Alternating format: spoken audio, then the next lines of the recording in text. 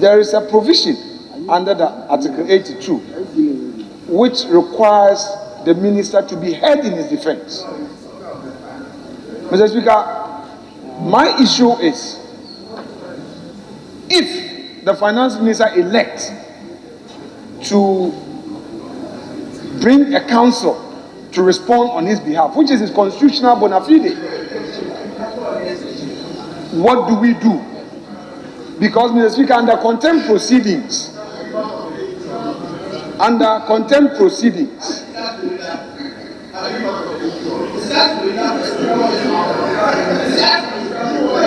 we have discussed. Yes. Mr. Speaker, they always want to divert attention. An important matter has been raised. Let's finish with that, then we can deal with ex-cathedral issues. Mr. Speaker, the question is, if the Minister of Finance elects to exercise his rights under the Constitution to employ the services of counsel, how do we treat it as a house? Mr. Speaker, it is his right and his far right. And I'm drawing our attention to it so that on the day we don't meet our cul-de-sac. Because, Mr. Speaker, under our own jurisprudence on contempt, we allow the contemnor, the respondent contemnor, to be represented by counsel. And we have precedence in that. Because he is entitled to be heard. Right to fair hearing is a sine qua non thing. You cannot take it away from a respondent in a matter. So, Mr. Speaker, this advert here, there is good reason why the proponent of the Constitution said we should put it on notice. And it is good we've done that. Whilst it is yet to be mature, my view is, as a house, we should look at all the roadblocks and appropriately address them before the day comes. You and I are aware that even when questions are filed, and Mr. Speaker admits, upon the question being admitted, there is a transmission administratively to the minister concerned, which enables him to come. Here we are. We have mounted a serious matter as censure. A serious matter as censure. And the applicants have not served him, neither have they supported their motion with the basis upon which they mount the application, except to advertise some ex-cathedral matters. So all I am saying as a house, Mr. Speaker, all I am saying, no, I'm not going into that Mr. Speaker's ruling. This is another angle I am looking at it. The last time I didn't raise the issue of Article 14. And colleagues, let's be careful here.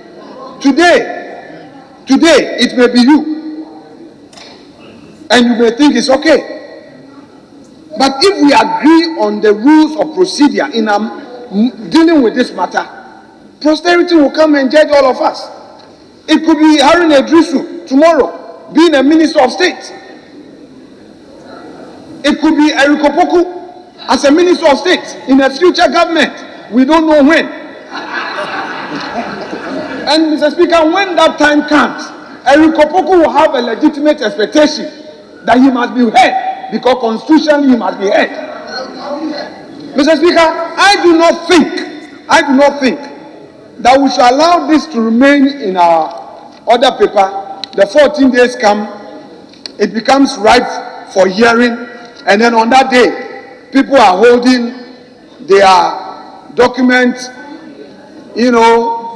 and arguing, and then you expect the minister to respond for us to vote on it, which will make him lose his office?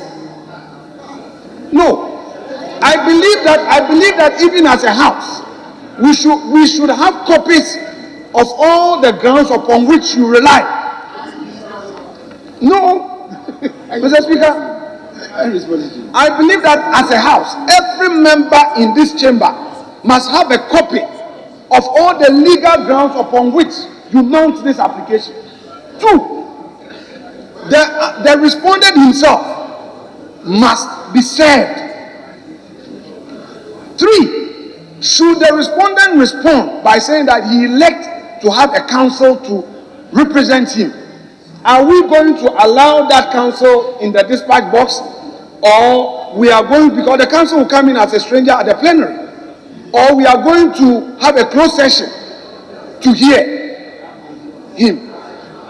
These are matters that, Mr. Speaker, are very critical that we should look at, so that we don't create a certain impression that censure, as provided for in the Constitution, is a trivial matter. It is not. If you read in detail, that is why even during contempt proceedings, we allow the respondent contemnor to be heard either in person or through his counsel.